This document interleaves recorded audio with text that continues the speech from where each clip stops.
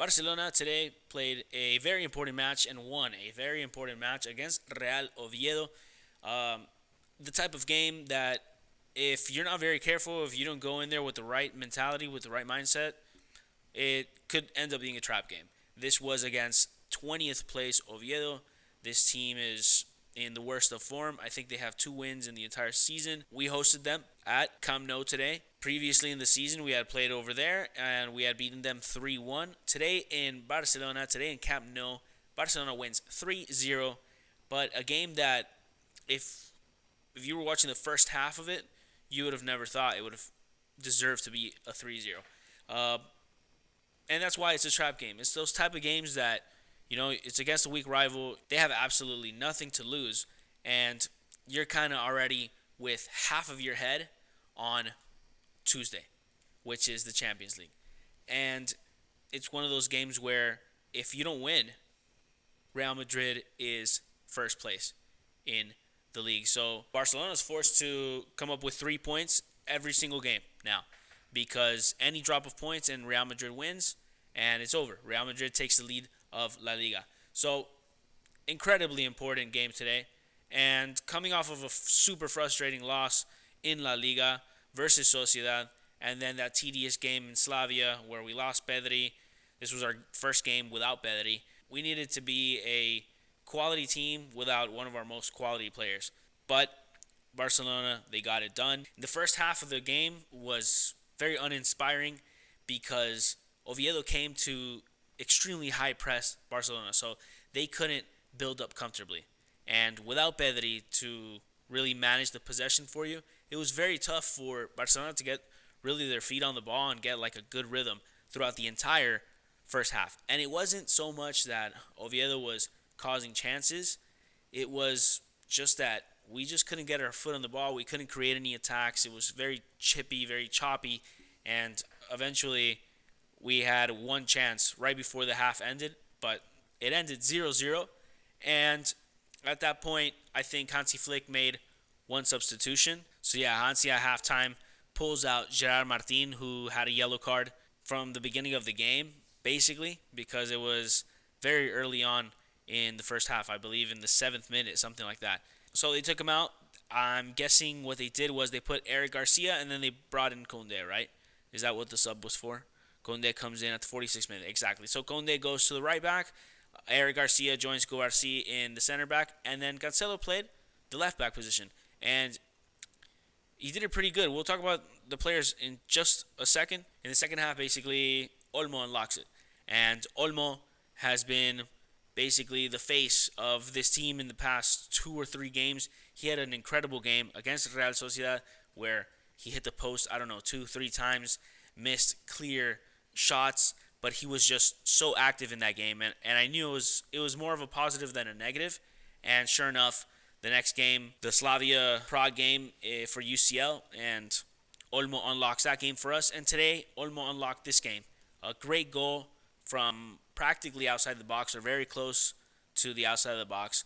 And basically that opens up the entire game for all of Barcelona.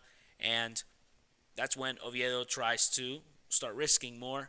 And that's when Rafinha ends up with a very high press situation, takes advantage of their hastiness and puts it away, chips it. Very good goal by Rafinha, very cool goal. And finally, at the end, off a counterattack basically, Olmo, who already had a goal, gets an assist for Lamine Yamal, who basically bicycle kicks into the goal. The cross was a little bit behind him, so he decides, you know what, instead of controlling this, let me just take the shot, have the space. A golazo. And I was watching a YouTuber, and he's like, man, Lamine Yamal only scores golazos. Like, he doesn't score the simple ones. He scores the incredibly brilliant ones. So, very cool by Lamine. Very good golazo.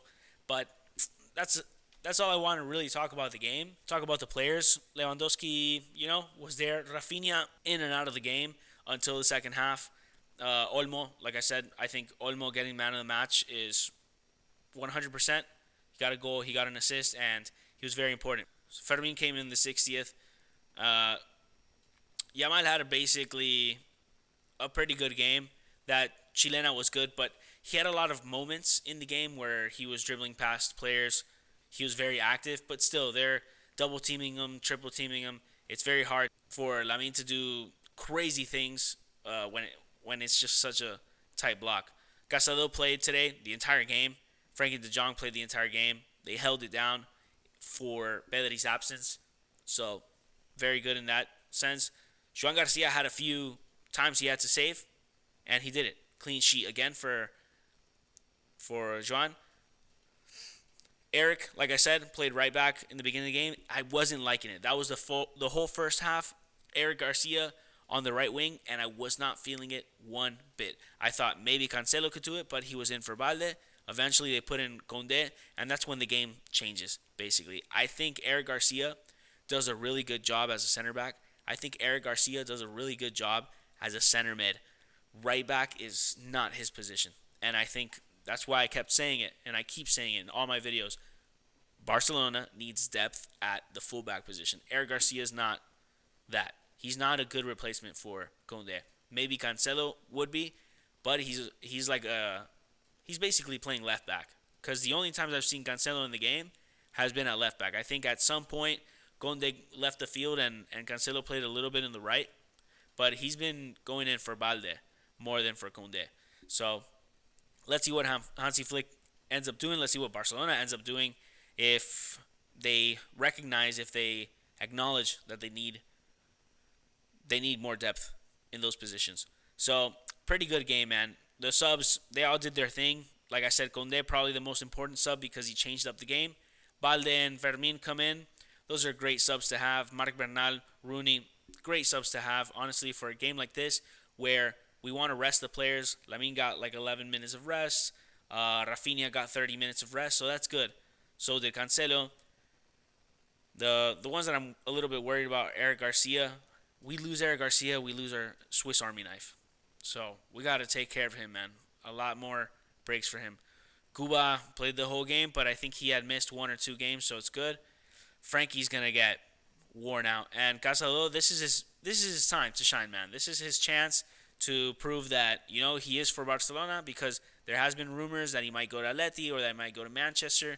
I don't know where he's going to end up going. I don't know if he wants to stay, but there have been rumors, and I think Casado right now has the opportunity to show Hansi Flick and show his teammates that, this is where I belong. Would be nice to keep Casado. The Casado from last year, I know what he's capable of because last year he was a beast.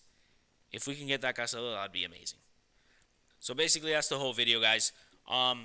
More than talk about the game, because it was one of those. It's one of those games where you got to go in, you got to get the 3 points, and you got to get out. Like, especially we have the last Champions League game.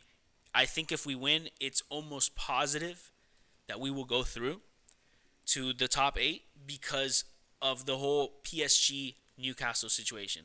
Whether one loses or they both tie, they both drop enough points for Barcelona to get into the top 8. So Barcelona, just with a win, gets into the top 8. They need to win. And imagine having to play a game. At least you're at home, and that's awesome. I think if this were an away game, I think we might have dropped points. But imagine having to play a game against the 20th place team. They're going to make it difficult for you. They're not going to slack on anything. And it was just about breaking down their focus. And eventually we broke down their focus and we got the goals. But imagine having to play that, knowing that on Tuesday you have a must-win game. At least we're at home also on Tuesday. So those are the positive things. We got to look at the positive, right?